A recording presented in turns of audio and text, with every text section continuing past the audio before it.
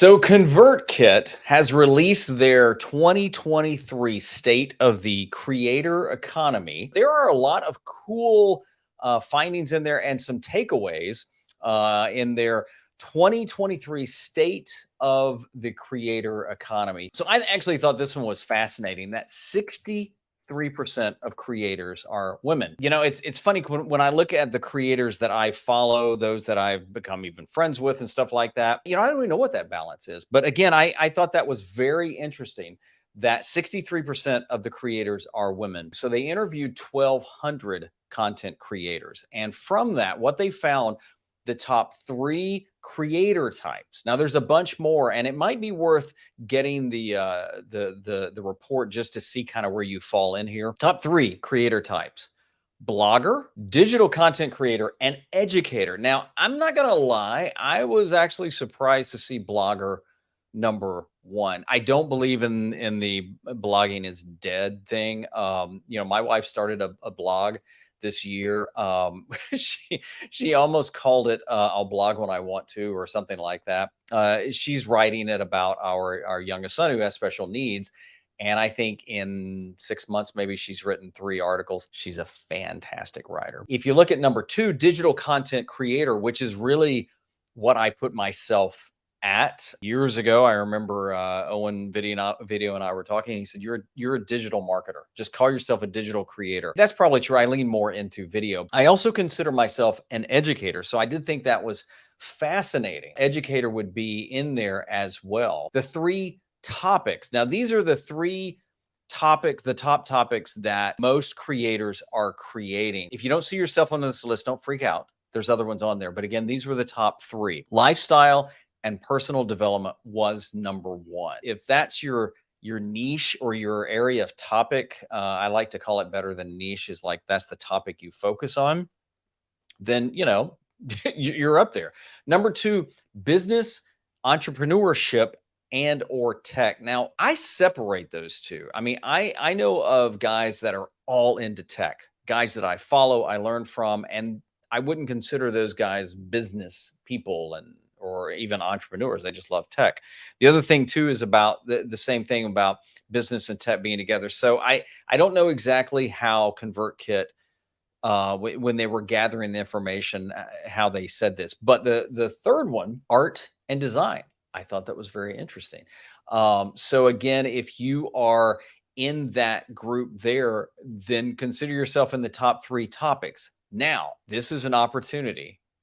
The topic that was covered the least was mental health information. If you're in the area of mental health, and that could be a lot of different things. I mean, there's people that struggle with anxiety or ADHD. I'm pretty sure I have undiagnosed ADHD or something like that. I can multitask, but I get very distracted, so I don't know which one that is. But there are people that struggle with depression. I mean, I've known some folks. I've lost a couple of really good friends to suicide because the depression just became too dark for them. If you are a mental health expert or specialist or something like that, this was the least covered topic among creators. So that is an opportunity for you. Now, I also thought this was very, very interesting that half of the creators are solo creators. It kind of made me feel warm and fuzzy because I'm a solo content creator. I worked for a long time in television. I mean, like a long time. I was a creative director at a Fox station for 14 years before the position was cut, and I started doing my own thing. And I have been since then a solo video creator. And I just thought that was kind of interesting, that it surprised me. I'm not going to lie, that half of the creators that especially answered this survey work by themselves. And I know there's a lot of push out there among some teachers and things like that to build a team, build a team, build a team. I'll be honest, I enjoy working solo. Now, I also enjoy having a team, but at the same time, it's a trade-off.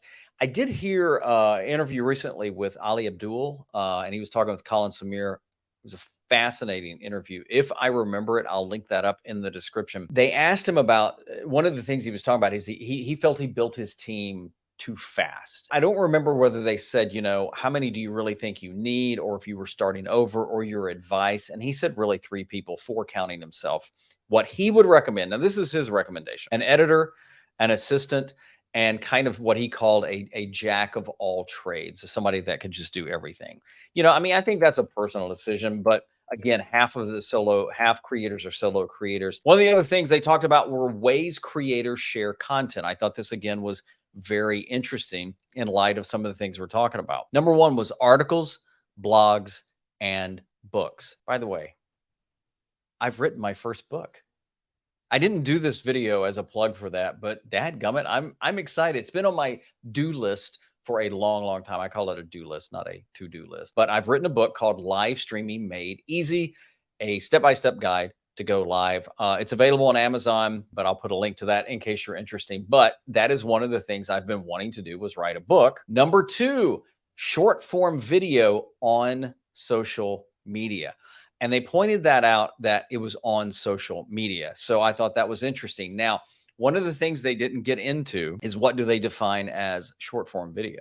I think of long form, short form, and shorts, like really, really short. My gut is they're talking about shorter form video. Don't know that for a fact. And then the way that most creators are sharing content: email or newsletter. So my question for you is, do you have an email or an active newsletter? I'd like to know. Let me know down in the comments. Don't drop a link to it. I have that blocked so people can't put links down there. It's not that I don't love you. It's just that I want links down in the comments because I can't control where they go. It's one of those things I have struggled the most with, is trying to be consistent with it. I do enjoy it. I get several newsletters myself, but it's one of those things I haven't been that consistent with. That is one of the things that ConvertKit offers. And again, if you want to know more about ConvertKit, there's a link to that. Currently, as of recording this, I also use SendFox. The opportunity is YouTube. Now, you may be saying, Kevin, because that's my name.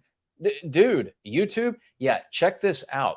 The way that content creators are sharing content, at the bottom of the list was YouTube. If there's more creators using articles and blogs and books and short form video and email or newsletters, and fewer are using YouTube, that is an opportunity for you, my friend, to lean more into YouTube. If you look at this, you'll see the whole list. At the very bottom, YouTube videos. It's under physical goods. I mean, really?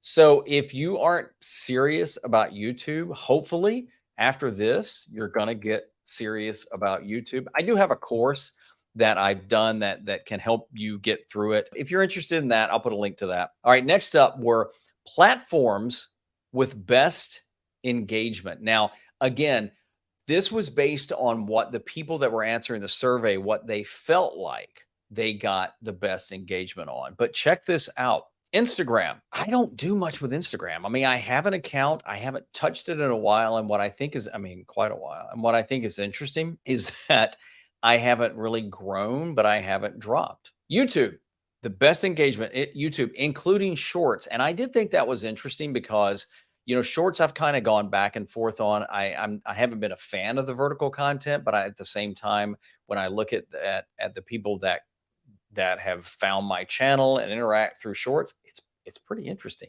And email newsletter. And this one, I'll have to say I was surprised. Only 1 in 3 use AI tools.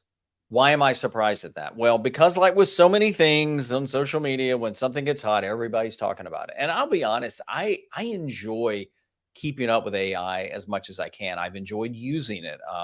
I tend to use Bard and I do use ChatGPT some. I do like the interface of Bard, but there's other things I do. There's other tools that I have used. Look at the other little footnote I put down in here. Over 30% don't understand the tools. That's not look, if you're in that group that you just don't understand the tools, there was also another percentage that thought it was too expensive. That's cool because it's still so new. I don't believe AI will take our jobs, but I do believe that it's a way that we can use it to be more efficient and stuff like that. Now, I actually have a guide that I've put together, and if you want it for free, there's a link down there. Just enter your email address, follow the form, and I'll give it to you. It has like over 100 AI tools, and I've listed them by categories. Who knows? It might help you. So I would love to know what you were surprised with. Anything that you were like, "Dang, I didn't know that," or like, "Yeah, that's no big deal, Kevin." That'd just be something curious that I would be happy to know about. So I hope you found this interesting. Check out the videos on the screen now, and remember, if you're stuck, just keep creating, dude.